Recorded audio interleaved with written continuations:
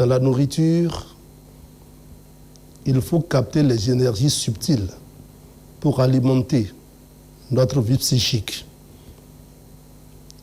Vous avez l'habitude de manger en pensant à toute autre chose qu'à la nourriture. C'est pourquoi vous n'arrivez pas encore à capter toutes les énergies qu'elle contient. Vous êtes distrait, dispersé. Vous avalez machinalement et même si votre organisme se sent soutenu, renforcé, en fait, il n'a reçu que les éléments les plus grossiers et les plus matériels. Vous n'avez aucune idée de toutes les énergies dont vous pourriez bénéficier si vous saviez vraiment manger dans le silence, en vous concentrant sur la nourriture pour en tirer les particules éthériques. Essayez désormais pendant les repas. Ne pensez à rien d'autre, au moins pour une demi-heure. Laissez tout de côté et concentrez-vous toute votre attention sur la nourriture pour en retirer les énergies subtiles qui contribueront à alimenter votre vie psychique. Bonsoir et bienvenue au siège de l'information.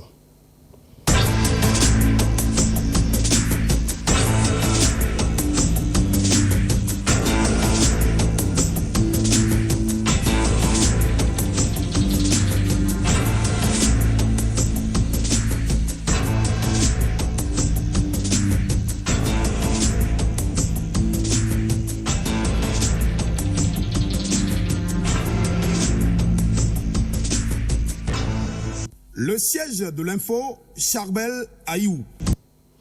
Mesdames, Messieurs, l'actualité ce soir reste et demeure le Mali. Le Mali a demandé au Conseil de sécurité une réunion d'urgence pour faire cesser ce qu'il présente comme les actes d'agression de la France sous forme de violation de sa souveraineté, de soutien apporté, selon lui, aux groupes terroristes et d'espionnage. C'est à travers une plainte transmise au Conseil de sécurité de l'Organisation des Nations Unies par le chef de la diplomatie malienne. Voici l'intégralité de cette correspondance adressée au Conseil de sécurité des Nations Unies par le gouvernement malien avec vous, Spero Aoussine.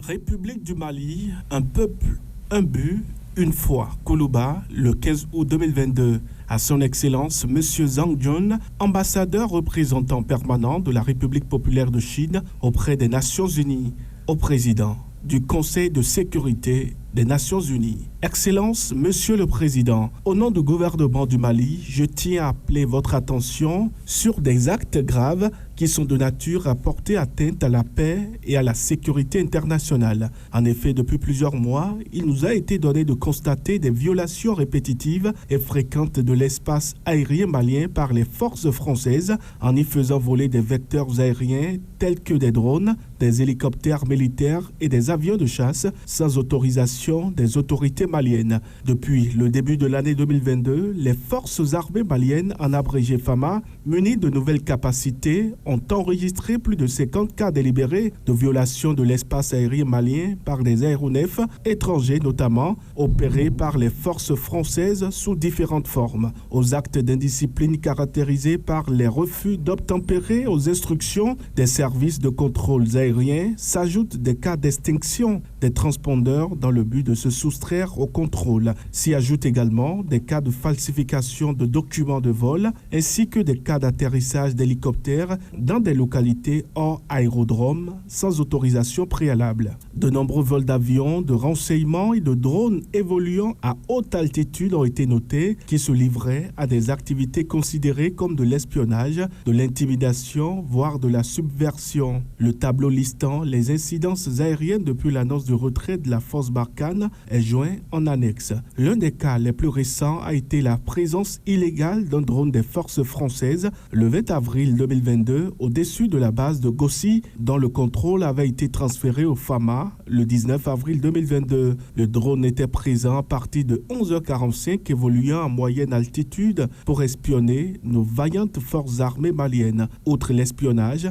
les forces françaises se sont rendues coupables de subversion en publiant des images collectées par leurs drones montrant des civils tués. Des résultats de l'enquête judiciaire menée par les services compétents du Mali, il a été établi que les corps y avaient été disposés bien avant l'arrivée des forces maliennes à Gossi. Cette communication malheureuse avait pour objectif de ternir l'image et d'accuser les forces armées maliennes engagées pour la libération de leur territoire, la protection et la sauvegarde de leur population éprouvée par une longue crise. Le 21 avril 2022, une patrouille de Mirage 2000 a survolé à plusieurs reprises, sans coordination préalable, un convoi des forces armées maliennes en partance pour renforcer le dispositif de l'emprise de Gossi. Cette manœuvre s'inscrivait dans une dynamique d'intimidation de nos forces.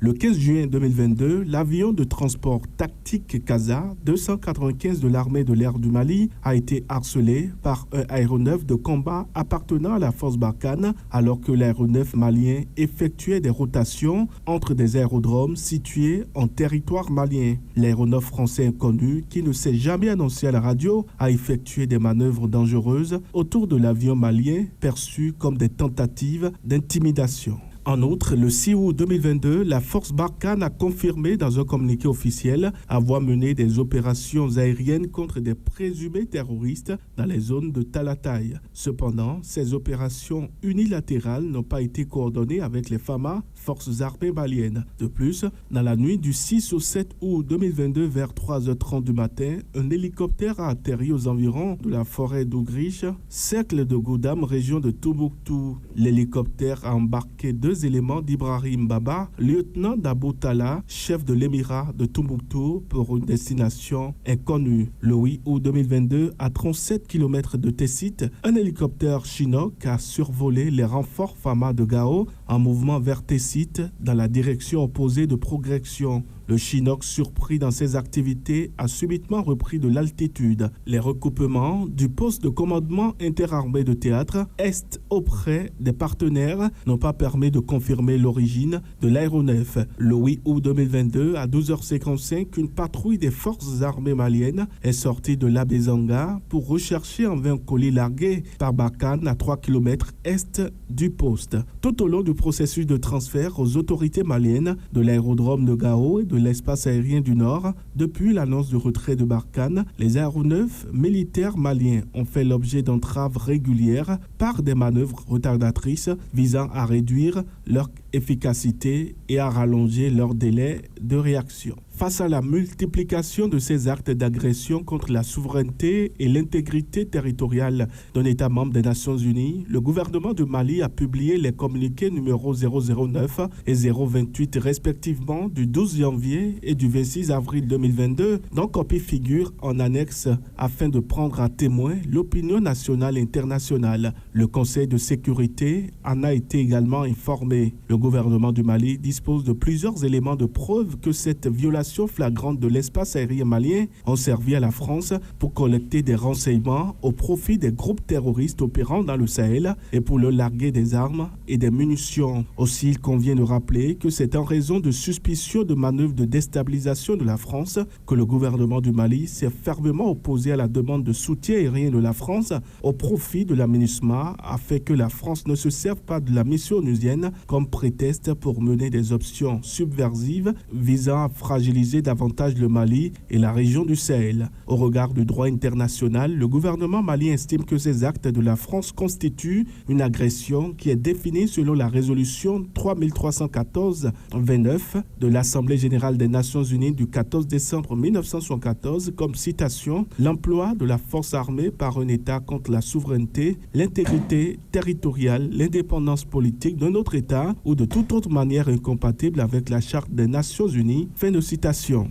Ainsi, le gouvernement du Mali invite le Conseil de sécurité des Nations Unies, garant de la paix et de la sécurité internationale, à œuvrer afin que la République française cesse immédiatement ses actes d'agression contre le Mali. En outre, la France, membre permanent du Conseil de sécurité, devrait se conformer à la légalité internationale en respectant les dispositions pertinentes de la Charte des Nations Unies. En cas de persistance dans cette posture qui porte atteinte à la stabilité et à la sécurité de notre pays, le gouvernement du Mali se réserve le droit de faire usage de la légitime défense conformément à l'article 51 de la Charte des Nations Unies. Je vous prie de porter la teneur de la présente à l'attention des membres du Conseil de sécurité en vue d'une réunion d'urgence sur ces questions et de la publier en tant que document officiel du Conseil de sécurité. Veuillez agréer, Excellence, Monsieur le Président, l'assurance de ma considération distinguée, signé Abdoulaye Diop, officier de l'Ordre national, ministre des Affaires étrangères et de la coopération internationale du Mali. Merci Spero Aoussino. Le ministre des Affaires étrangères et de la coopération internationale du Mali a fait état de violation de l'espace aérien malien par la France. Le Mali demande une réunion d'urgence au Conseil de sécurité de l'ONU pour que cesse ce qu'il présente comme des actes d'agression de la France.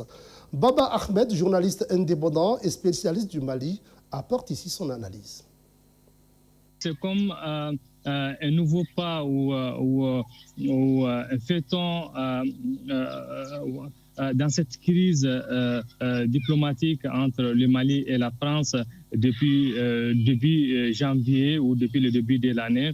Et donc, on peut considérer effectivement cette lettre comme tout simplement une nouvelle étape, un nouveau pas encore dans cette crise qui n'est pas visiblement sur le point de se résoudre, même après le départ de la force française du Mali. Comme vous l'avez dit, c'était le 15 août dernier où le dernier Français a quitté le sol malien et qui se trouve, peut-être c'est ça aussi qui agace le gouvernement malien, parce que n'oubliez pas que le Français se trouve à la frontière du Mali, mais plutôt du côté du Niger. Et donc, ils sont à 40 km à peu près de la frontière du Mali, dans différents points ou sur différentes emprises sur le territoire nigérien. Comme vous savez, le Mali a donné toute une liste de différentes, d'événements qui sont pour le Mali, qui sont anormales, notamment les vols de l'espace aérien malien par différents aéronefs français, que ce soit des avions, mais aussi des drones. Et comme on l'a vu, les images que les Français ont mis à la disposition de la presse il y a quelques mois, notamment des vidéos où on peut voir des hommes qui sont en train d'enterrer des corps au niveau de la ville de Gossi, à quelques jours après le départ des soldats français de cette base. Et donc, ça montre clairement que les Français survolent les territoires maliens, sauf que le débat est là, parce que pour les Français, il y a un accord de défense qui lie le Mali et la France depuis longtemps, et que le nouveau pouvoir, le gouvernement de transition du Mali, veut mettre en cause cet accord. Donc, il n'y a pas eu encore de réunion pour mettre officiellement cet accord en jeu ou le modifier. Et donc, voilà, cet accord reste comme tel, même si aujourd'hui le gouvernement de transition du Mali ne reconnaît plus cet accord de défense qui lie le Mali et la France. On ne sait pas exactement est-ce que Bamako a les pouvoirs, a les moyens nécessaires de mettre ces menaces à exécution. Il est difficile de l'affirmer parce que tout simplement, pour le moment, le pays a, de ce qu'on a vu, quand même quelques hélicoptères, des avions de chasse, mais pas une grande capacité militaire qui peut attaquer sur de longues distances ou qui peut... donc, c'est très difficile. Cependant, étant donné que c'est un État aussi, et il faut le dire, Bamako s'est beaucoup rapproché de Russes. Et donc, est-ce que cette coopération avec la Russie va lui permettre d'acquérir ou de se défendre à ce niveau? la question encore reste posée. Comme je vous ai dit, il y a différentes lectures de l'accord qui lie la France et le Mali. Pour les Maliens, l'accord de défense ne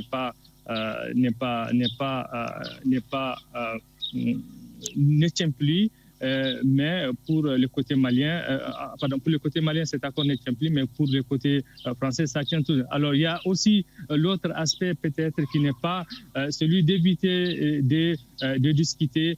Ça a été reproché au président français Macron, celui de ne pas trop rentrer dans la provocation avec les pouvoirs au Mali, de ne pas médiatiser aussi, ne pas donner un grand écho à ces différends que la France a avec le Mali. Et c'est peut-être ça aussi qui explique jusque-là le silence des autorités françaises sur ce point. Mesdames, Messieurs, vous avez compris l'actualité relative au conflit entre le Mali et la France. La plainte du Mali contre la France ne fait que commencer. Nous y reviendrons beaucoup plus en détail dans nos prochaines éditions. Nous sommes aujourd'hui jeudi. Mesdames, Messieurs, vous connaissez la tradition. Nous avons moins de 60 minutes sur le réseau international de Golf TV Africa, sur le réseau local, pour être plus précis. Vous le savez, actuellement, nous avons déjà passé 13 minutes depuis le début de cette édition. Donc, dans un peu moins d'une cinquantaine de minutes, nous aurons à établir sur le réseau local la liaison avec nos partenaires de la Voix de l'Amérique. Ce sera pour le Washington Forum. Le Washington Forum, un magazine d'information réalisé avec beaucoup d'intelligence et de professionnalisme par nos partenaires de la Voix de l'Amérique. Prenez donc le rendez-vous. Mais quant à vous, que nous recevez sur le réseau international, vous aurez droit à vos 90 minutes habituelles. Je vous informe par ailleurs que Raoul Rodrigue Rustico est notre invité ce soir. C'est un ingénieur financier et fiscaliste. Il est le président de l'Association des gestionnaires comptables et fiscalistes du Bénin. On parlera de la fiscalité aujourd'hui dans le contexte béninois. Prenez aussi le rendez-vous. Mesdames, Messieurs, voici tout de suite ce que fait le sommaire de l'actualité nationale ce soir. C'est parti depuis ce matin avec la campagne de dépistage du cancer de sang et de col de l'utérus chez la mère et chez les femmes, couplée du dépistage et prise en charge des cas de malnutrition chez les enfants. C'est une initiative gouvernementale. Précision dans un instant. Le gaz à effet de serre agissent comme une couverture autour de la Terre et retiennent la chaleur. Le phénomène entraîne le réchauffement de la planète ainsi que des changements climatiques. Le dérèglement climatique, nous en parlons ce soir. L'état des lieux du harcèlement sexuel au Bénin reste difficile de nos jours par manque de statistiques. Et au vu de l'ampleur du phénomène, Rachidat Oro nous en parle ce soir.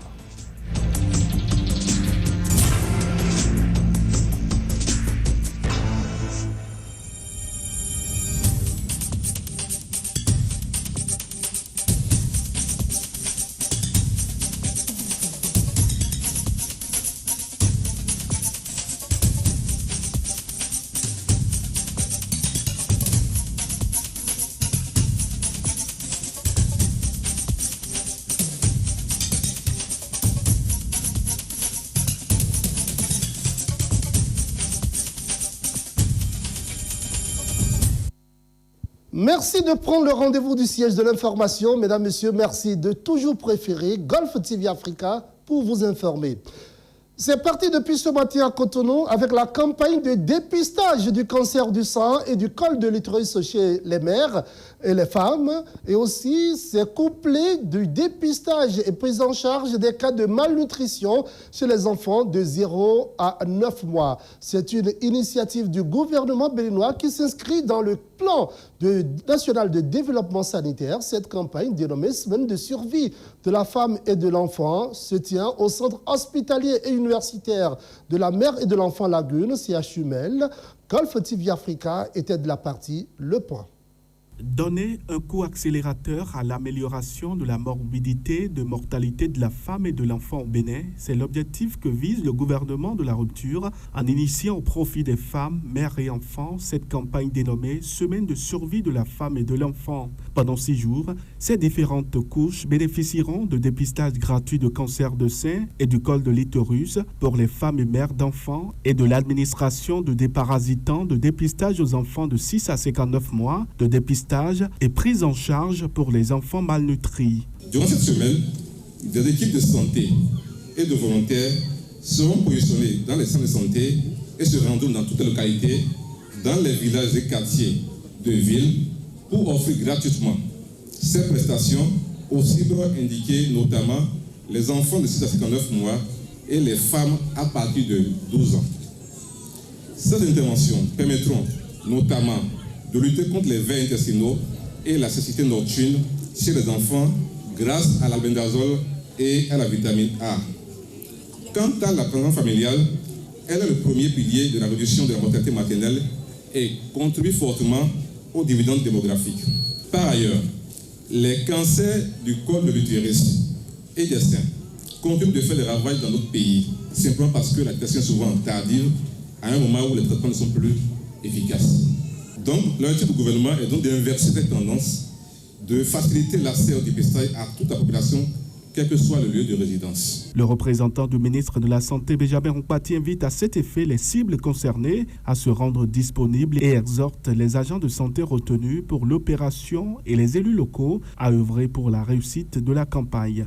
Je saisis cette opportunité pour inviter toute la population générale, les femmes et les mères d'enfants en particulier, à sortir massivement avec leurs enfants pour se rendre dans les postes installés à cet effet, afin de bénéficier de l'offre des services de santé.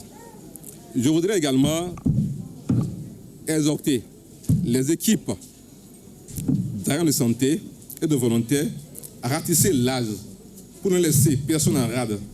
J'invite également les acteurs de tous ordres, ONG locales, internationales, médias, chefs traditionnels et religieux, leaders d'opinion et autorités à tous les niveaux à apporter leurs appuis à la mise en œuvre effective en mobilisant davantage toute la population pour sa pleine participation. Le directeur du CHU Mel, le représentant des partenaires techniques et financiers, remercie le gouvernement pour l'initiative et promettent l'accompagner dans la réussite de ce programme qui cadre bien, selon eux, avec les référentiels en matière de santé sur le plan international à l'atteinte des objectifs de développement durable. Je voudrais espérer avec vous que les activités principales initiées dans le cadre de la semaine de suivi de la femme et de l'enfant nous permettront d'améliorer nos indicateurs en ce qui concerne l'ODD, qui est d'assurer la santé et le bien-être de tous, en améliorant la santé procréative, maternelle et infantile, notamment d'améliorer la santé du couple mère-enfant au Bénin et surtout de donner davantage de sourires non seulement aux enfants, mais également à la femme béninoise. À travers cette campagne, le gouvernement du Bénin, l'UNICEF, le UNFPA et l'OMS, avec le soutien financier de tous les partenaires, dont le gouvernement canadien, la Fondation Takeda, pour ne citer que cela, et les communautés à la base souhaitent mettre à échelle ce paquet d'interventions à haut impact afin qu'aucune cible ne soit laissée de côté. Cette campagne, qui se déroulera dans les 34 zones sanitaires du Bénin, permettra à coup sûr de réduire non seulement la mortalité maternelle et néonatale au Bénin, mais d'atteindre également les objectifs du développement durable, surtout en matière des mesures de contraception. Parlons à présent du dérèglement climatique, les gaz à effet de serre. Les gaz à effet de serre agissent comme une couverture autour de la Terre et retiennent la chaleur du Soleil. Ce phénomène, lorsque ce phénomène prend de l'ampleur, cela entraîne un réchauffement de la planète, donc un dérèglement du climat. Au fil du temps, la hausse des températures bouleverse les conditions climatiques, perturbe l'équilibre naturel habituel, conséquence, perturbe l'économie. Gulf TV Africa s'en préoccupe ce soir. Spero aussi, non? La lutte contre le dérèglement climatique est l'un des facteurs majeurs du XXIe siècle, tant elle appelle à des transformations profondes des sociétés, des territoires et de l'économie mondiale. Depuis des millénaires, le climat mondial s'est réchauffé en raison de l'augmentation de la concentration en dioxyde de carbone dans l'atmosphère depuis 1750. Les activités humaines en sont la cause principale, un fait établi depuis la seconde moitié du XXe siècle. Les conséquences de ce réchauffement sont bien visibles sur la Terre. Depuis la révolution industrielle dans les années, en 1800, et à la fin du 17e, début 18e siècle, cette révolution industrielle a provoqué ce qu'on appelle aujourd'hui l'entropie. L'entropie, c'est quoi? C'est l'augmentation, par exemple, ou bien la dégradation continue de l'homme, c'est-à-dire du climat, des espèces, de tout ce que nous sommes en train de faire, et ce qui conduit ce qu'on appelle aujourd'hui l'anthropocène. Donc, depuis la révolution industrielle, l'homme a quitté progressivement l'énergie qui était purement naturelle, fossile à l'époque, pour aller vers l'énergie, c'était l'énergie renouvelable, donc aller vers l'énergie fossile aujourd'hui. Et donc, la théorie de Newton, qui à l'époque, c'était un sénophore que nous avons toujours connu depuis fort longtemps, quand Lavoisier disait que rien ne se perd, tout se transforme, nous avons compris qu'avec le temps, que cette théorie souffre d'énormes insuffisances, parce que nous avons compris par des grandes études qu'il y a toujours quelque chose qui se perd. Et ce qui se perd, malheureusement, crée une dégradation continue. Il y a une énergie qui se perd, donc l'énergie n'est plus newtonienne. L'énergie aujourd'hui, la science est purement thermodynamique. Donc cette déphasage, cette partie de dégradation de l'énergie va provoquer ce qu'on appelle une dissipation. Et cette dissipation, pour aller se loger dans la nature, donc les gaz à effet de serre ont commencé à s'accumuler dans le troposphère, donc au-delà, donc à un niveau où réellement la couche de jaune commence à souffrir. Et du coup, ça va provoquer un dérèglement complet du climat. Dans son 6e rapport d'évaluation paru en 2021, le GIEC annonce que la limite de 1,5 degré Celsius de réchauffement fixée par l'accord de Paris pourrait être atteinte d'ici 2025. Pour la première fois, les experts affirment également un lien évident entre changement climatique, fréquence et intensité des phénomènes extrêmes observés dans différentes parties du globe. Le GIEC constate par ailleurs que 80% de la hausse constatée depuis 1970 est liée à la combustion des énergies fossiles, que rappelle ici l'expert Francis Cossi. Le problème du climat, c'est un problème mondial. Je vous donne un cas, par exemple, la Chine dégrade à travers l'industrialisation très poussée par sa calculabilité aussi énorme, puisque nous avons défini les performances de croissance sur la BIP, c'est-à-dire sur le PIB. Le PIB n'est autre chose que l'énergie, et l'énergie que nous utilisons est purement fossile. Donc ça veut dire que dans tous les pays aujourd'hui, tout le monde veut franchir un niveau de croissance élevé. On veut parler d'industrialisation. Quand nous créons des zones industrielles aujourd'hui, nous sommes contents que désormais nous allons transformer nos produits là. Mais quel type d'énergie allons-nous utiliser pour transformer nos produits? C'est de ça il s'agit. Donc cette énergie, pour la plupart, elle est purement fossile, qui accélère l'anthropocène. Donc du coup, quand la Chine dégrade le climat chez elle, les conséquences se retrouvent dans la zone ouest-africaine. Donc vous ne pouvez plus envoyer justement une amende à la Chine, soi-disant de payer ce qui se passe dans la côte ici, puisque nous n'avons pas des preuves tangibles, perceptibles et irrévocables de sa dégradation tangentielle, et que ces conséquences, nous ne pourrons pas les mesurer. Les conséquences sont purement mondiales, et ça touche pratiquement tous les pays. Donc il revient aux États, à un moment donné, de redéfinir le modèle de développement. Quel type d'économie? Puisque les performances de croissance que nous avons définies depuis la révolution industrielle jusqu'à présent sont basées sur l'entropie, sur l'augmentation de l'entropie. Donc il faut à un moment donné qu'on se pose des questions. Qu'est-ce qu'on fait pour résoudre véritablement ce problème? Et la meilleure façon pour moi, comme je l'ai dit de façon claire, c'est de pouvoir trouver réellement, de s'asseoir, comme on l'a fait aujourd'hui au niveau de G7, G20 et autres, de se poser des questions. Il faut nécessairement qu'on fasse un virage. Et le virage ne sera qu'une transition écologique. Et cette transition doit déjà commencer par une gouvernance mondiale. Pour lutter contre le dérèglement climatique et réduire les émissions, la transformation des modèles énergétiques et les secteurs économiques en dépendent, notamment l'industrie, les bâtiments et transports. Cette transformation est possible grâce au progrès et aux innovations technologiques, à la baisse de leurs coûts et au changement des pratiques et comportements. Il revient aujourd'hui de redéfinir la croissance autrement. Et cette croissance ne sera plus celle que nous avons connue depuis des années. Donc, la nouvelle croissance sera basée tout simplement sur la performance et l'utilisation des énergies renouvelables capables de remplacer progressivement l'énergie fossile afin de permettre véritablement une vie adéquate à la nouvelle génération. Nous, certainement, c'est ça qu'on dit que nous sommes déloyaux parce que les vieux d'aujourd'hui, nous ne pensons pas à la nouvelle génération. Nous détruisons parce qu'on se dit après nous le déluge. Mais il faut qu'à un moment donné que nous pensons que ces enfants vont devoir vivre dans un monde. Mais dans quel monde vont-ils vivre? Ça, c'est la question à laquelle chacun de nous doit se poser. Qu'est-ce qu'on fait? Qu'est-ce qu'on les lègue aujourd'hui à ces nouvelles générations? Nous qui sommes en train de partir, mais comment est-ce que ça va être dans les années 2030, 2040, 2050, 2060? Est-ce que ce sera possible, vivable?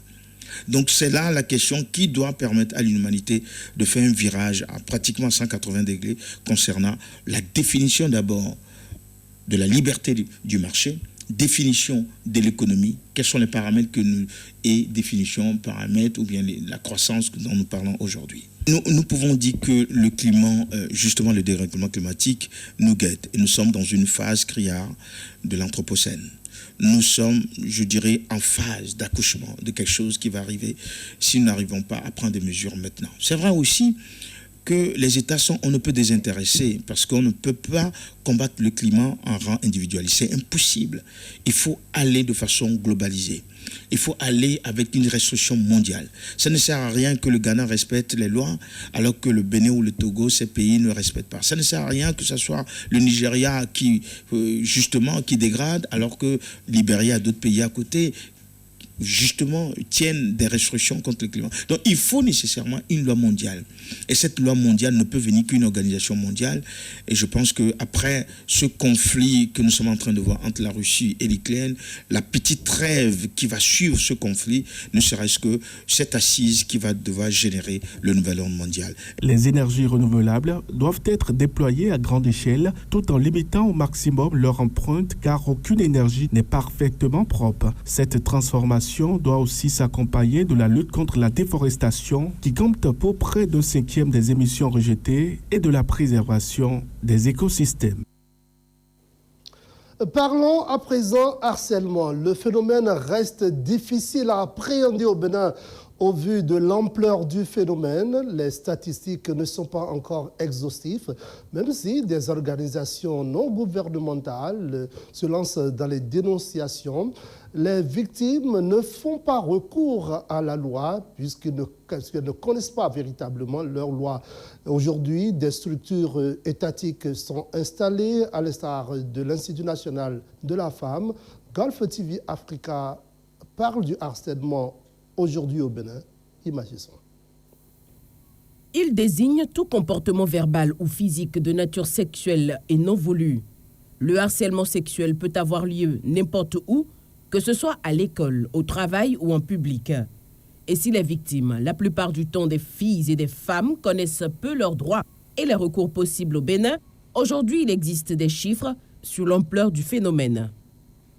Mais il s'est révélé qu'après les enquêtes, que dans l'administration publique, au moins 4 femmes sur 10 font objet de harcèlement et au moins 5 femmes sur 10 font objet d'harcèlement au niveau des universités publiques comme privées.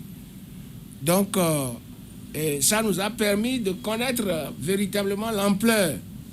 Et nous avons constaté aussi que les victimes, ayant peur des réprimandes de la part de leurs harceleurs, soit à l'université, c'est que le professeur qui te harcèle et que tu refuses ou que tu dénonces, il va avoir contre toi des dents dures et il risque de te faire perdre ton année scolaire. Et par rapport à ça, les gens sont harcelés, mais s'abstiennent. Et celles qui ont beaucoup plus peur cèdent au harcèlement. Et adieu les dégâts. Et dans l'administration, publique comme privée, c'est pareil, mais ici, c'est que les gens ont beaucoup plus peur de perdre leur job. S'ils ne cèdent pas, ils risquent de perdre leur job.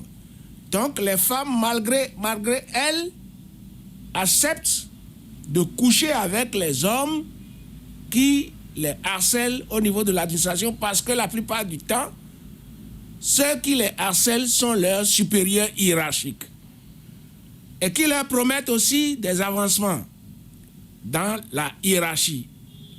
Donc voilà en gros ce que je puis vous dire par rapport à ce phénomène.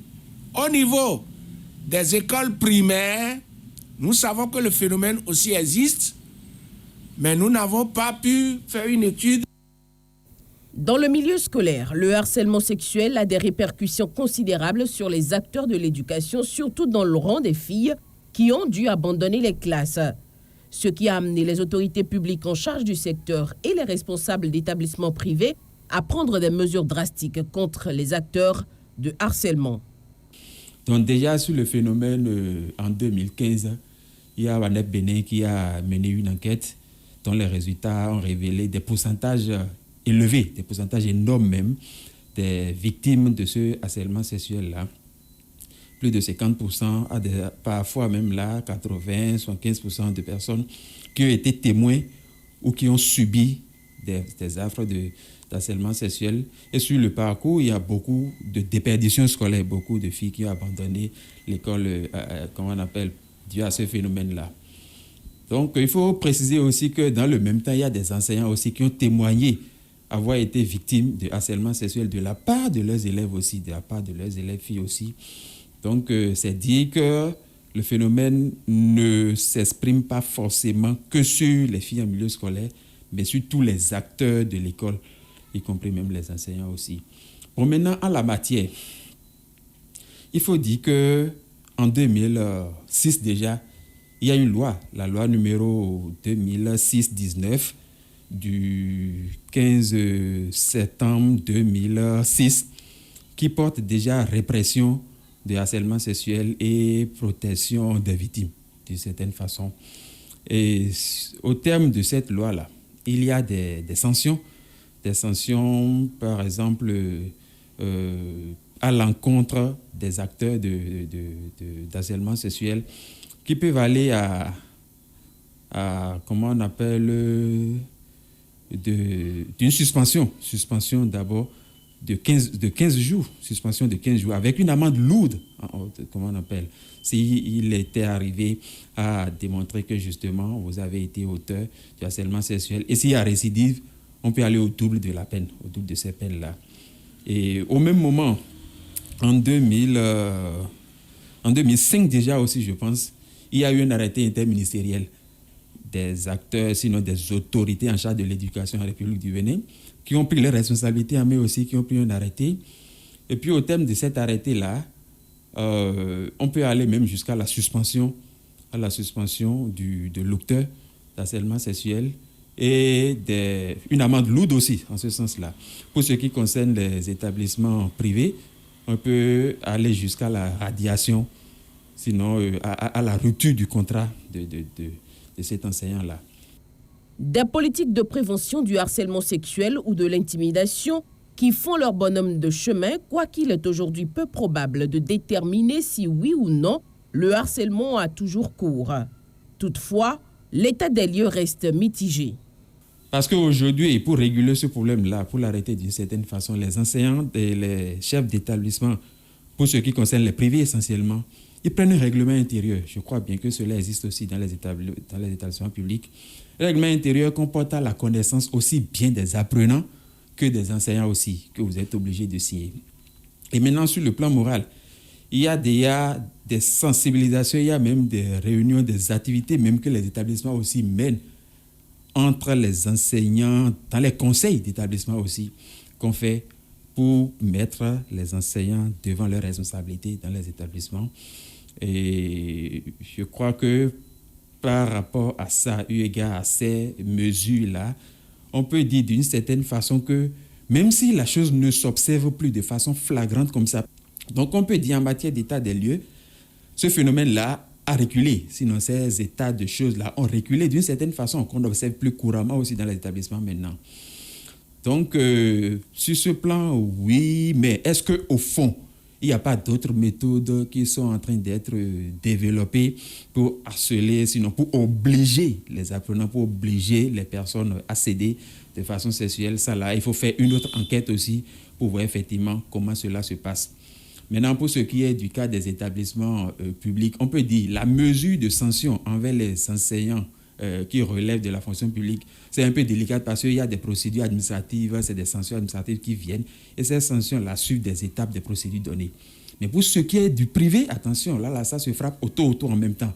On peut arriver même là à suspendre cet enseignant-là en pleine année scolaire, en pleine activité même. Donc le phénomène dans les établissements privés, moi je peux assurer que c'est un peu moindre. Parce que vous ne pouvez pas insulter un enfant dans un établissement privé.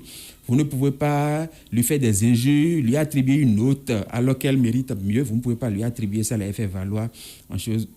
Maintenant, mieux, en ce qui concerne les notes aujourd'hui, il y a les nouvelles mesures maintenant que le ministère de l'Enseignement secondaire, de la formation technique et professionnelle a mis en place, qui fait aussi que les notes sont contrôlées d'une certaine façon aujourd'hui maintenant. Et les notes, puisque c'est appelé désormais à suivre les enfants sur tout leur cursus pendant un long moment. Donc, les chefs d'établissement aussi sont appelés à avoir un regard vraiment rigoureux sur la dispensation, l'attribution et le suivi des notes dans les établissements.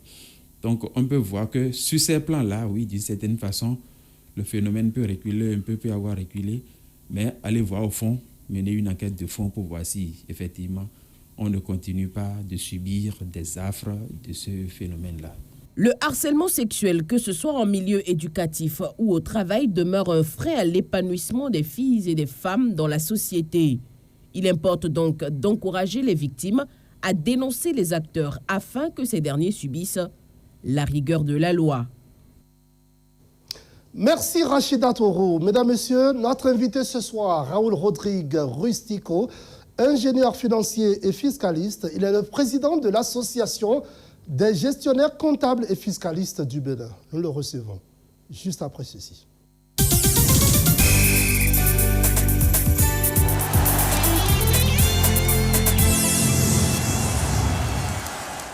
Raoul Rustico, bonsoir. Bonsoir, M. Charbel. Merci d'avoir répondu à notre invitation. C'est un plaisir. Monsieur Rustico, lorsqu'on parle de fiscalité, de quoi s'agit-il? Et quelle est véritablement son importance dans le développement des entreprises, donc d'une nation?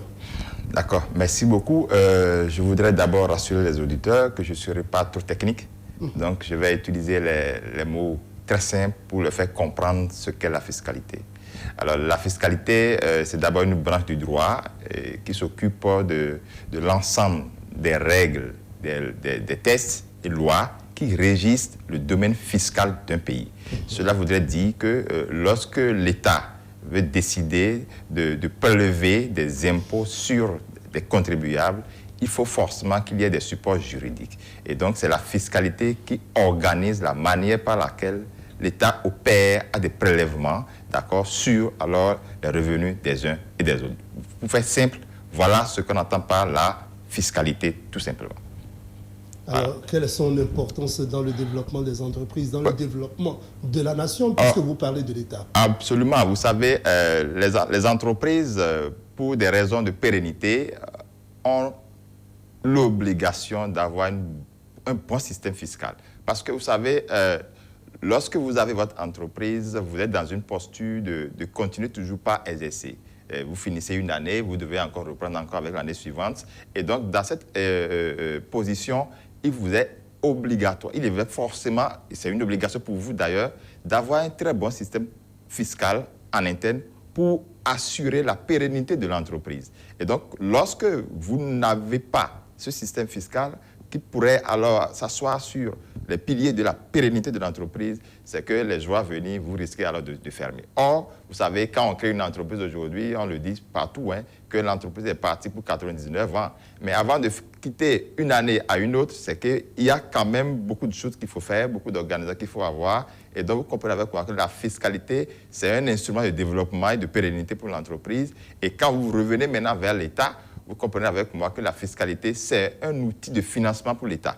Parce que l'État doit pouvoir faire des dépenses que nous appelons souvent les dépenses publiques. Et dans les dépenses publiques, l'État a besoin de ces ressources-là. Et c'est les entreprises, à base des richesses créées, qui reversent alors dans la caisse de l'État alors ces impôts-là, permettant alors à l'État d'opérer alors les dépenses publiques, à savoir les infrastructures, tout ce que nous avons l'habitude de voir. Donc voilà un peu le rôle et l'importance de la fiscalité. Donc une entreprise doit pouvoir doit maîtriser son régime d'imposition, doit savoir également quels sont les impôts qu'il doit pouvoir payer pour ne pas faire face à des sanctions vis-à-vis de l'administration fiscale. Voilà. Autrement dit, la fiscalité, c'est comme une épée de Damoclès, c'est comme un bâton pour les entreprises, tenu par l'État. La fiscalité n'est pas un bâton. Vous savez, il faut considérer l'administration fiscale comme étant un partenaire depuis des années, naturellement. Et donc, c'est comme si vous voulez mener une activité en République du Bénin, il faut qu'on vous dise le champ fiscal dans lequel vous devez mener l'activité. On ne va pas permettre que vous puissiez mener une activité qui n'est pas licite dans la République. Et donc, ce qui n'est pas licite, on ne peut pas légiférer par rapport à ça pour prélever des impôts et taxes. Et donc, étant donné que le budget de l'État est essentiellement fiscal, l'État est obligé alors d'asseoir une fiscalité, d'accord, naturellement attrayante, pour faciliter la mobilisation des ressources. Et donc, c'est ça qui justifie cela. Donc, la fiscalité n'est pas un outil, en fait, n'est pas un bâton qui chicote naturellement les entreprises, mais bien au contraire, quand vous voulez gagner aujourd'hui un marché public et que vous n'êtes pas à jour de vos obligations fiscales, vous ne pouvez pas avoir assez. Vous voyez un peu. Donc, ça a vraiment beaucoup d'avantages et cela veut dire que si vous quittez le studio, vous devez passer par les routes. Ça voudrait dire tout simplement que c'est ce que vous reversez dans la caisse de l'État qui aurait servi naturellement à construire les infrastructures que nous voyons tous les jours que Dieu fait. Et donc, vous comprenez avec moi que nous, en tant que contribuables et la direction des impôts, nous devenons tout simplement des partenaires et nous échangeons en tant que des partenaires. Voilà. Le gouvernement béninois a entrepris depuis d'importantes réformes en matière fiscale depuis l'avènement de la rupture. Selon vous, quelles sont les réformes majeures? Alors, vous savez, à l'ère de la rupture, il y a eu beaucoup de choses qui ont été amorcées. Je peux vous rassurer que fondamentalement, à l'arrivée de la rupture en 2007, déjà à partir de 2017, il y a eu l'élaboration d'un document que nous appelons le plan d'orientation stratégique qui couvrait 2020, 2017 et 2021. Alors, ça avait pour objectif principal la modernisation de l'administration fiscale. Pour rappel mémoire, avant que ce régime ne prenne le pouvoir, l'administration fiscale existait naturellement, mais n'était pas aussi modernisée. Il y avait beaucoup de matières, beaucoup de pratiques naturellement archaïques qu'on utilisait par le passé, et donc qui n'optimisaient pas en fait les choses. Donc, le gouvernement actuel a réfléchi et a mis en place alors cette politique-là. Ça, c'est la première des choses qui a été faite naturellement déjà en 2017. Donc, en 2017, déjà, on a mis en place ce plan-là qui permettait vraiment de moderniser l'administration fiscale. Et cela a consisté également à revoir les techniques de mobilisation des ressources fiscales. Donc, aujourd'hui, vous comprenez avec moi qu'avec ce document-là, nous sommes en plein dans ce document jusqu'à la date d'aujourd'hui. Et on est en 2022, nous voyons déjà sur les tapis tous les fruits de cette réforme-là qui, naturellement, a débouché naturellement dans un premier temps sur ce que nous appelons... Il y a eu des courses à la digitalisation. Vous comprenez avec moi qu'aujourd'hui, tout le monde court derrière les impôts parce qu'il faut aller sur des plateformes et puis tout a été digitalisé. En fait, c'est ce document stratégique qui a orienté alors l'administration fiscale dans cette dynamique de modernisation. Alors, donc, cette course à la modernisation a consisté également à opérer le choix de la bancarisation des opérations fiscales. Ce qui fait qu'aujourd'hui, l'impôt vous permet naturellement de payer dès que vous êtes dans une banque, donner tous vos impôts. Donc, conséquence, troisième point majeur également, il faut comprendre qu'il y a eu les télédéclarations. Désormais, on fait les déclarations en ligne. Toutes les déclarations fiscales, vous les faites en ligne, d'accord? Et vous faites également les télépaiements en ligne.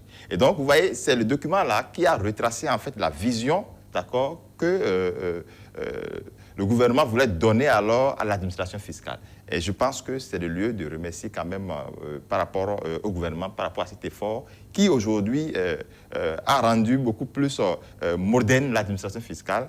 Et aujourd'hui, je peux vous rassurer que les difficultés ne sont plus aussi autant comme auparavant. Voilà un peu ce qui étaient les piliers, d'accord, qui permettaient au gouvernement de mettre en place cette grande réforme de digitalisation qui aujourd'hui est devenue un élément d'optimisation même de ressources, de temps, d'énergie pour les contribuables. Parce que le contribuable, vous n'êtes plus aujourd'hui tenu de vous déplacer forcément pour aller aux impôts avant de faire quoi que ce soit. Vous pouvez rester dans votre mur, sur votre Android et faire toutes vos déclarations et faire tous vos paiements. Vous voyez, donc aujourd'hui, c'est de limiter au maximum le contact, d'accord, entre les contribuables et les agents des impôts.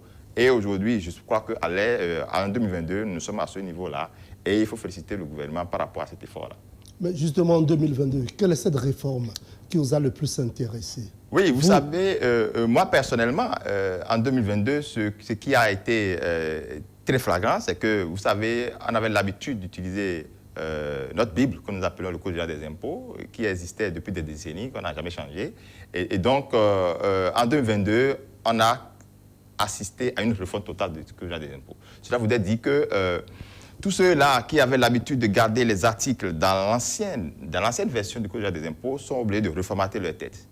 Ils sont obligés de reprendre alors cette technique pour pouvoir garder les articles au niveau du Code général des impôts. Donc cela voudrait dire que le Code général des impôts que nous avons désormais est beaucoup plus conforme aux réalités. Qu'est-ce qui a motivé ce toilettage-là? Tout simplement parce que, vous savez, on était à 1000 et quelques articles, mais on est revenu à 659 articles.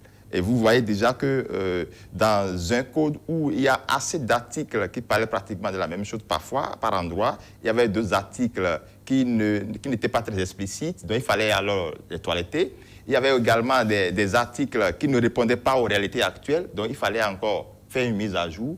Et donc, il y avait aussi les partenaires qui demandaient à ce que, mais écoutez, il faut que vous soyez quand même à un niveau raisonnable en termes de modernisation de votre outil de développement. Donc, tout cela a contribué et a entraîné naturellement la refonte du Code général des impôts. Alors, cette refonte, naturellement, ne va pas de façon simple parce que ça a consisté aujourd'hui à faire un réarmement mental. C'est-à-dire, quand tu es un fiscaliste aujourd'hui désormais, tu dois comprendre qu'en attention, tu ne dois plus utiliser alors l'ancienne référence, d'accord, l'ancien référentiel, et tu dois faire recours maintenant au nouveau Code général des impôts. Alors, ça, c'est une première réforme. L'autre réforme, c'est que nous avons eu beaucoup de réformes au niveau des impôts. Il y a eu, par exemple, il y a eu une réforme majeure au niveau de l'impôt sur les sociétés.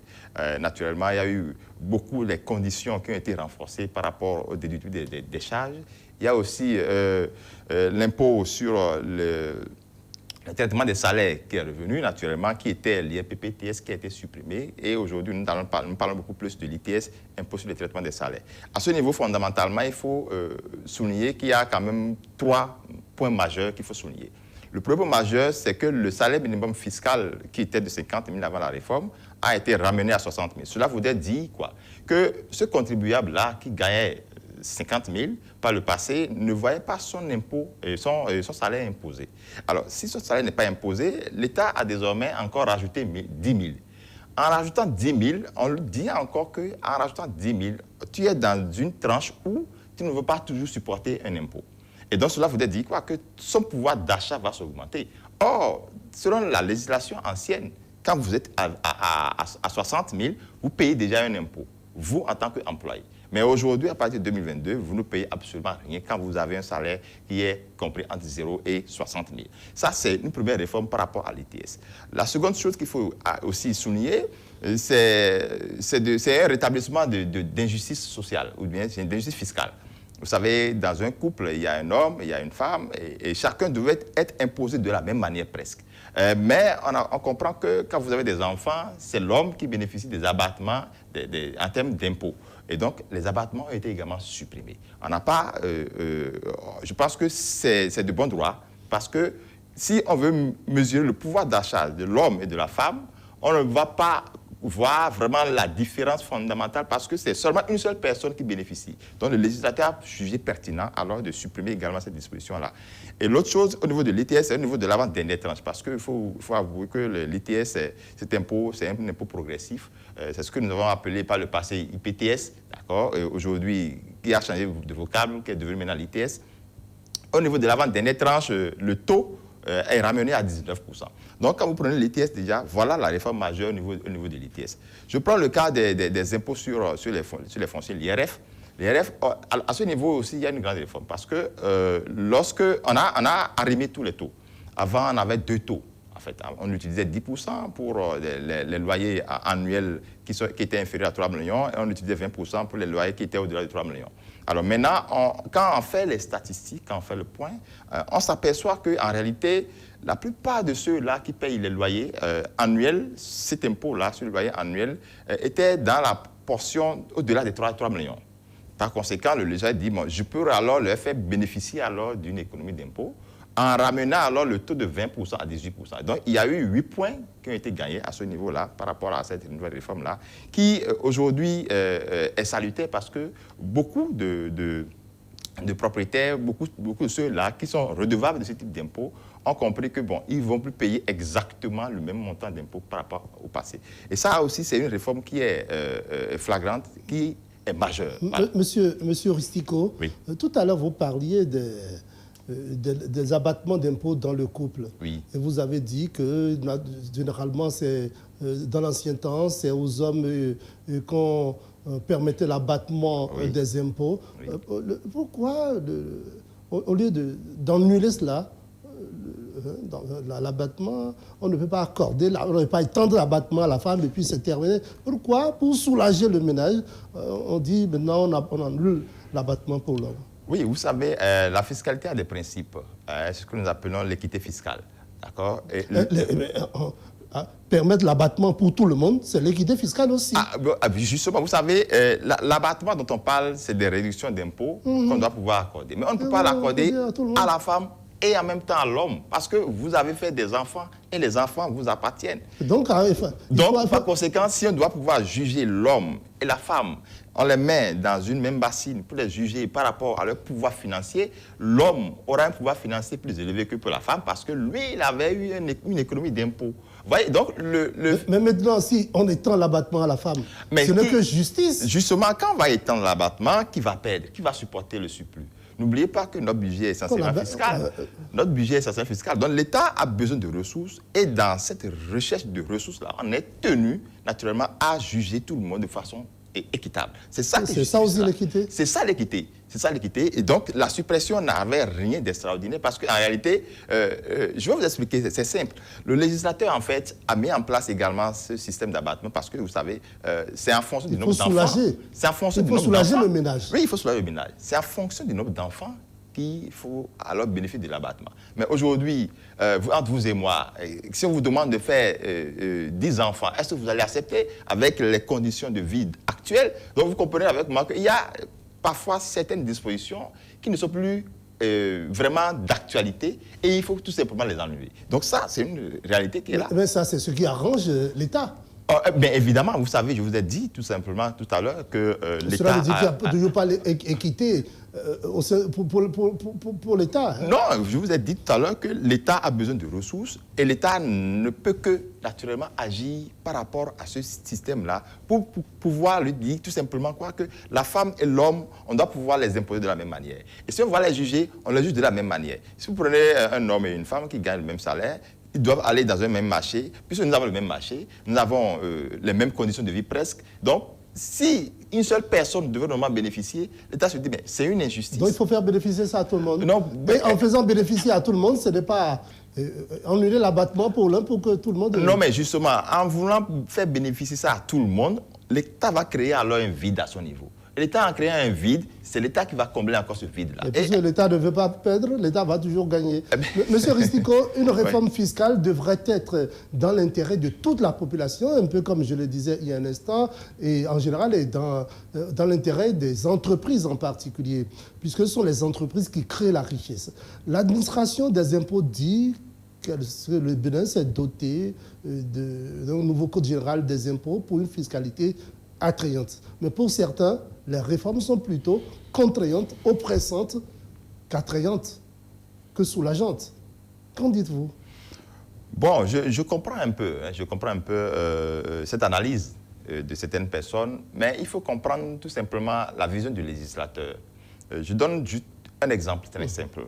Par le passé, il y avait une exonération qui était accordée pour les matériels informatiques. Oui, par exemple. Le Bénin a besoin de s'informatiser davantage. Alors, est-ce que vous pouvez avoir une idée depuis quand on a mis en place cette exonération? Ça date de très longtemps. Et donc, mais n'est-ce pas au temps du président Bodiaï? Bien sûr, mais ça date de très longtemps parce que le législateur, quand il met en place une disposition, c'est pour atteindre un objectif. Et quand l'objectif est atteint, il retire cela.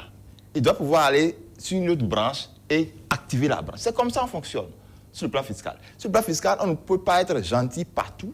On est obligé parfois, quand on accorde et on atteint les objectifs, entre vous et moi, on a tous des ordinateurs. D'autres personnes n'en ont pas encore, mais ils n'ont pas peut-être la chance de les avoir quand il y avait les exonérations. Mais aujourd'hui, les exonérations ont été coupées. Et donc, du coup, quand vous achetez le matériel informatique désormais, vous devez être en mesure de payer alors ces impôts et taxes par rapport à ça. Je donne l'exemple également des motos à 4 ans qui ont connu des flambées de prix par rapport aux derniers événements. Là. Vous voyez, en réalité, c'était toujours un objectif du législateur. Le législateur voulait protéger l'environnement et par conséquent avait fait vraiment des faveurs en termes d'impôts et de taxes sur l'importation de ces motos. Mais quand le législateur s'aperçoit que l'objectif est atteint, la plupart de ceux-là, le nombre de motos importées, c'est déjà quand même pas mal. Le législateur est obligé alors de revenir alors pour couper alors les exonérations à ce niveau et aller alors sur un autre pan pour mettre alors d'autres exonérations. C'est ça en fait. Et c'est ce que les gens ne comprennent pas. Et ils ont commencé par faire des analyses qui allaient dans tous les sens possibles pour dire que c'était les factures normalisées. Ce n'est pas les factures normalisées. Ce qui était à la base, c'est que ce que l'État avait accordé comme faveur a été alors retiré. Et cette faveur étant retirée, les motos vont porter désormais les vrais prix. C'est ce que nous sommes en train d'assister aujourd'hui. Dans un contexte où la vie devient chère, et tout devient véritablement cher, même si ce n'est pas de notre fait, du fait de contextes extérieurs, tout devient cher sur notre marché, la vie devient plus difficile. Est-ce en ce moment, pensez-vous que le législateur, l'État, doit maintenant annuler des exonérations pour faire davantage vivre les difficultés aux populations? Oui, je peux vous rassurer, c'est oui. La réponse est oui. C'est la période parce que l'État, en arrachant les exonérations sur un produit A, va l'affecter à un produit B. Prenez l'exemple des motos électriques. Ça a été dit dans le code. Quand vous importez désormais des motos électriques, vous avez des faveurs sur le plan fiscal. Vous voyez? Donc, ce qu'on avait arraché au niveau des motos à 4 ans, on est en train de promouvoir maintenant les motos électriques. L'État est encore allé loin. Mais quand l'État fait la promotion des motos électriques, alors que nous n'avons pas encore ce qu'il faut pour notre alimentation en matière d'énergie électrique, notre éclairage, non, écoutez, on s'est dit l'État fait quelque chose de son contraire. Non, je peux vous rassurer que, par exemple, toutes les activités agricoles en République du Bénin ne sont pas imposables. Toutes les activités agricoles en République du Bénin ne sont pas imposables. On a besoin de l'électricité pour le développement. Oui. Mais on n'a pas encore suffisamment d'électricité pour éclairer nos maisons. Oui. En ce moment, il faut... Oui, en fait, vous savez, c'est normal. Même au niveau de l'électricité, il y a ce que nous appelons la tranche sociale. Vous trouvez tout ce que le législateur fait de Non, vous savez, le législateur a un objectif. Et je vous ai déjà expliqué clairement comment il fonctionne. Vous pouvez pas être un bon directeur des impôts. Non, en tout cas, dans tous les cas, tout ce que je sais, c'est que lorsque vous prenez par exemple la loi de finances 2022, qui vous donne déjà des abattements extraordinaires quand vous levez pour aller acheter des véhicules flambant neufs. Ben, écoutez, ça c'est une économie. Et je peux vous rassurer que je connais des promoteurs d'entreprises qui ont déjà commandé pas mal de véhicules flambant neufs parce que ça les arrange davantage. Et désormais, par rapport à avant où il fallait aller au port pour acheter, je sais pas, des véhicules venus de France et il commençait pas à traîner encore des problèmes par la suite. Parce que le rôle de l'État, c'est c'est de faire de manière à ce que les gens puissent rationaliser leurs ressources. C'est vraiment important. Il faut que les gens puissent comprendre tout simplement ce mécanisme du législateur. C'est comme ça que l'État fonctionne. Vous voyez, les gens vont crier pour dire les produits pétroliers coûtent cher. Mais si l'État doit pouvoir éjecter tout ce qu'il a comme subvention dans les produits pétroliers, ça veut dire que d'autres produits vont prendre du prix. Et donc c'est comme ça. Donc l'État joue un rôle d'arbitrage en termes d'affectation de ces ressources, et ce qui fait que chacun doit pouvoir souffrir un peu à son niveau. Quand je disais que vous feriez un bon directeur général des impôts, c'est pour le compte de l'État, bien entendu. Absolument. Vous êtes le président, par ailleurs, le président de l'association des gestionnaires comptables et fiscalistes du Bénin. De quoi vous occupez-vous et quels sont vos réels défis? Oui, vous savez, c'est vrai que je préside l'association des gestionnaires comptables fiscalistes du Bénin. Vous avez vu même votre mandat renouvelé? Oui, absolument, récemment d'ailleurs. Nous sommes rien que des professionnels, comptables et fiscalistes, les auditeurs, les contrôleurs de gestion qui sont en entreprise, d'accord? Et donc, nous sommes là pour accompagner les entreprises parce que nous travaillons au sein des entreprises respectives. Et donc, notre défi principal, d'abord, au sein de l'association, c'est de se renforcer. D'accord, c'est de se former aux nouvelles exigences liées au domaine d'activité pour pouvoir être plus utile en entreprise. Donc, le plus important quand vous êtes en entreprise, c'est que vous devez être productif, vous devez être utile, vous devez être bon, vous devez être performant. Et donc, la performance, ça se cultive.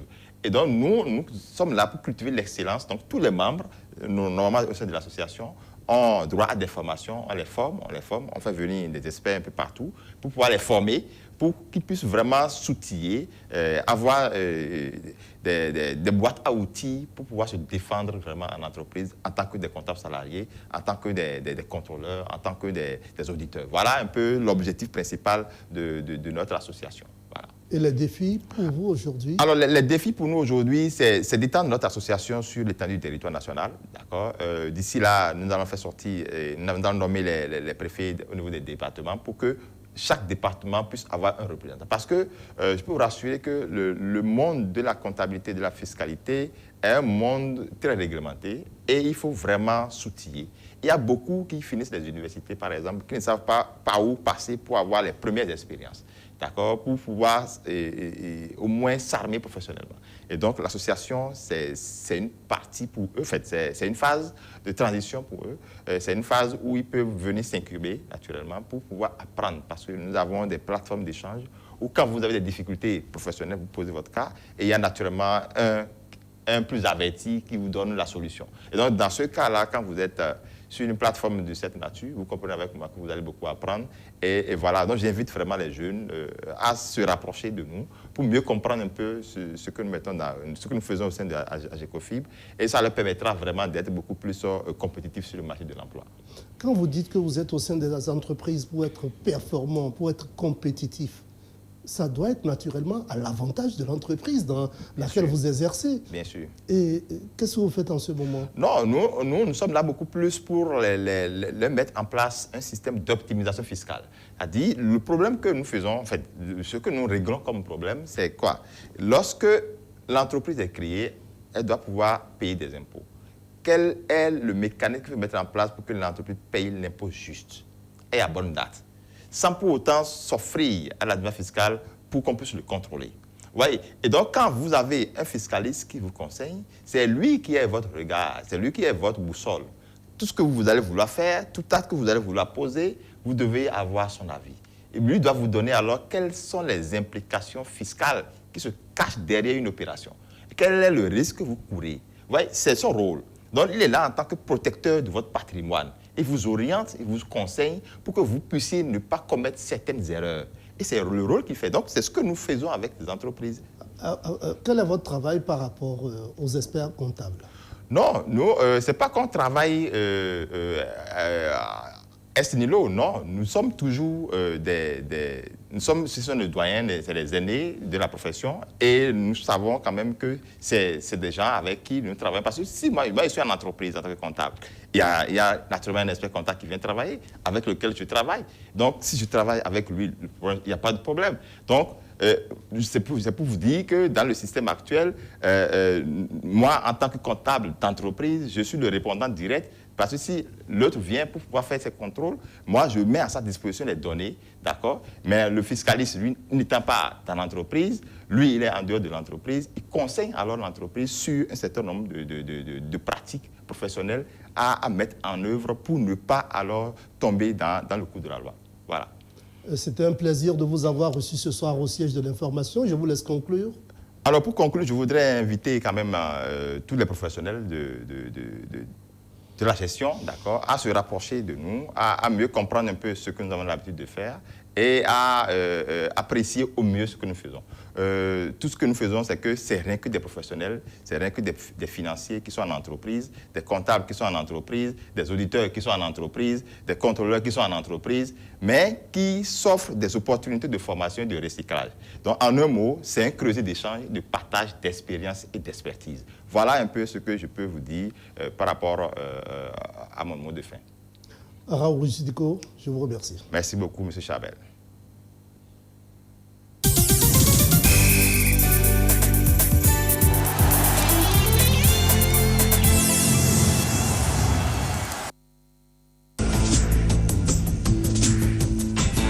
Au Kenya, le candidat Raila Odinga a dit rejeter la victoire de son rival William Ruto à l'élection présidentielle de mardi dernier. Précision dans un instant.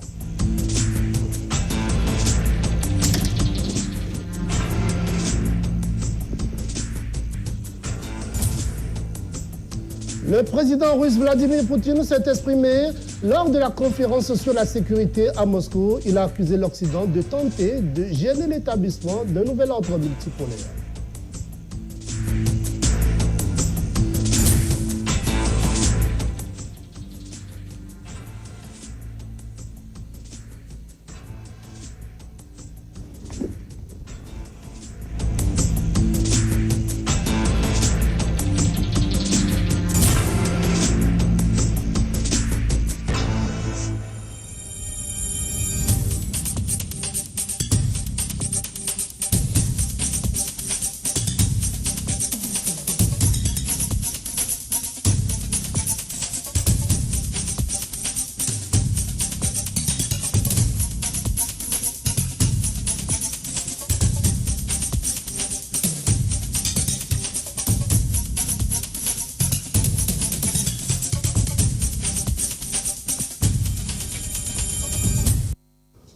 Au Kenya, le candidat Raila Odinga a dit rejeter la victoire de son rival William Ruto à l'élection présidentielle de mardi dernier. Le vétéran de la politique kenyane qualifie les résultats proclamés hier de parodie. Suivi.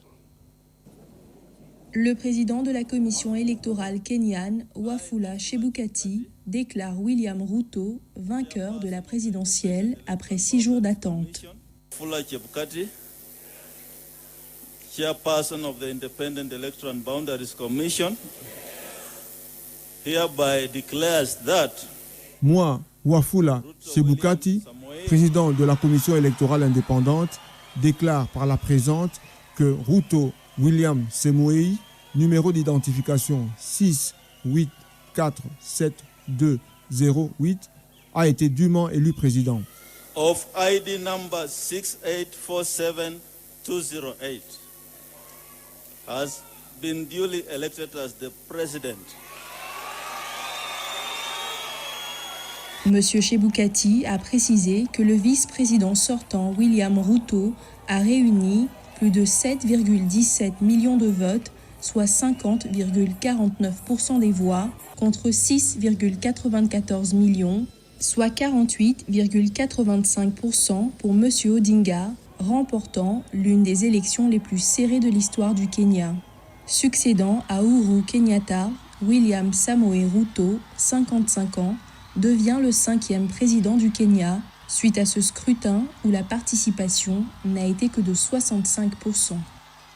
Quelques minutes avant l'annonce officielle des résultats de la présidentielle kenyane, 4 des 7 membres de la commission électorale ont tenu une conférence de presse pour annoncer qu'ils rejettent les résultats à venir.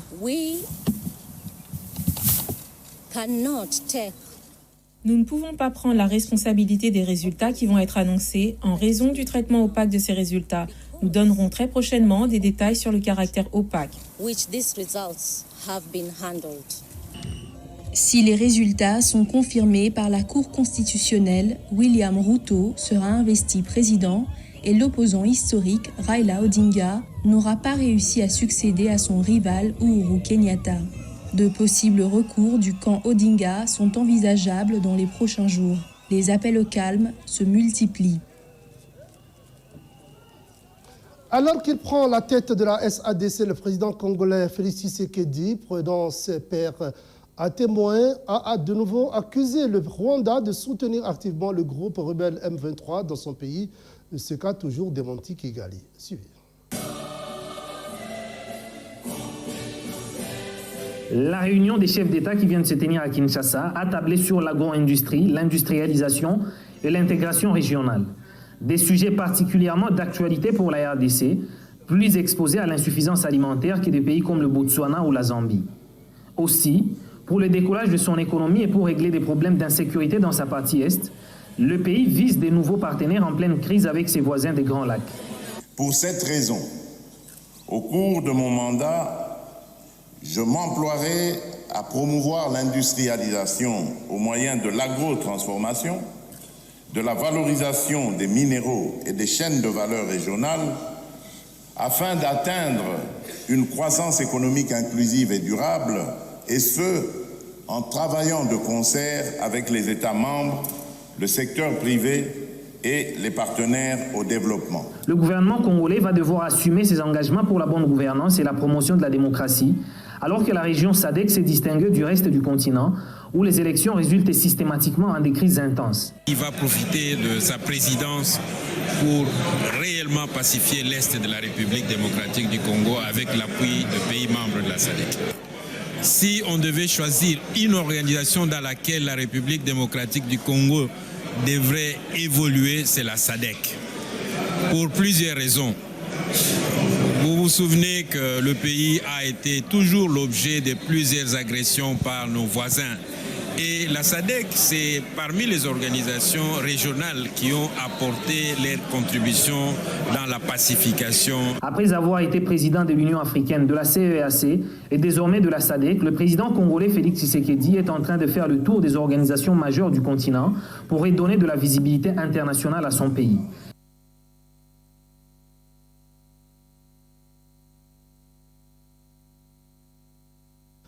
Les affrontements entre les rebelles des groupes armés et les militaires congolais se poursuivent dans l'est de la République démocratique du Congo, des combats meurtriers qui ont contraint plus de 160 000 personnes à abandonner leur foyer et de fuir vers la région, d'après l'ONU.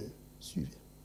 Rebecca Nirarukundo, 20 ans, son mari et son fils d'1 an ont fui les affrontements en juin entre l'armée congolaise et les rebelles autour du territoire de Rutshuru. Ils ont trouvé refuge dans cette école transformée en camp pour déplacés dans le territoire de Nyiragongo avec des centaines d'autres personnes. Nous sommes arrivés ici à pied. Nous n'avions pas de moyens de transport, pas de nourriture. J'ai passé 5 jours sans cuisiner et mon enfant s'est affaibli. Je l'ai emmené au centre de santé, mais rien n'a fonctionné. Son fils, qui souffrait de malnutrition, tomba malade et le 17 juillet, il mourut. Dans la ville de Kanyaruchinya, les nouveaux déplacés continuent d'arriver, épuisant les quelques ressources disponibles. Depuis que nous sommes ici, nous n'avons reçu aucune aide. J'ai déjà enterré 4 personnes à cause du manque d'eau, de nourriture et d'abri. Et nous souffrons beaucoup. Le HCR affirme que les affrontements depuis mars entre l'armée nationale congolaise et les rebelles du mouvement du 23 mars ont forcé plus de 160 000 personnes à fuir leur foyer. L'agence onusienne affirme avoir reçu moins d'un cinquième d'un budget de 225 millions de dollars pour la RDC, qui était basé sur les besoins avant que les combats n'éclatent. L'aide médicale est également réduite à Kanyaruchinya, car la ville ne compte qu'un seul hôpital mobile. L'hôpital qui a été installé, c'était en 2021, c'était sous la houlette du chef de l'État. Mais juste après, vous savez, il y a vraiment des ralentis en termes d'équipement ou soit logistique. Le gouvernement ne donne presque rien. Les manifestations du mois de juillet contre la mission de maintien de la paix de l'ONU dans l'est du Congo sont devenues violentes et ont fait au moins 15 morts. Les manifestants accusent la force de maintien de la paix de n'avoir pas réussi à stabiliser la région. Que l'on blâme ou non les casques bleus, il est clair que la sécurité dans les villes proches de Goma reste une denrée rare.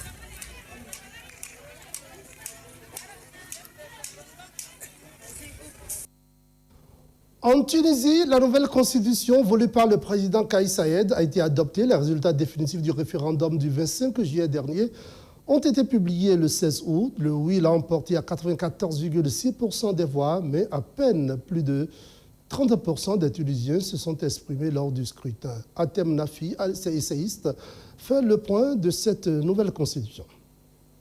Alors, on parle d'une constitution qui définit un régime hyper présidentialiste. Enfin, les mots ne manquent pas, mais en tout cas, ils ne revêtent pas une réalité démocratique, parce que là, on a un président qui est totalement irresponsable pénalement, civilement, comme a dit votre reporter, et qui concentre tous les pouvoirs, qui peut contourner le Parlement en passant notamment par des référendums qui seront plébiscitaires. Donc on est sur un régime qui s'apparente plus à, pour nos auditeurs français, qui s'apparente plus au Second Empire, par exemple, de Louis-Napoléon.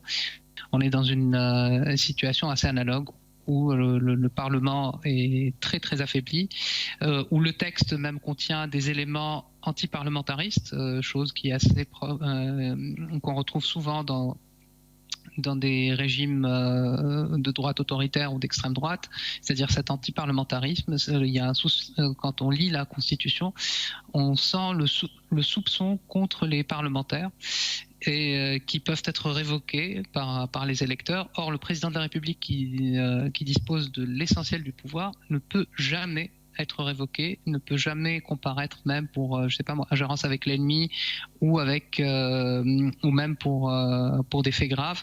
Il n'est jamais inquiété. C'est quelque chose qu'on n'a même pas vu sous Ben Ali, au moins dans les textes. Possible, mais ça a commencé. Là actuellement, la polémique de ces derniers jours concerne la révocation de manière unilatérale d'un certain nombre de magistrats qui ont été accusés de corruption et d'autres faits, y compris pour des faits d'adultère. Ils ont été révoqués en juin dernier. Ils ont contesté la décision et le tribunal administratif en a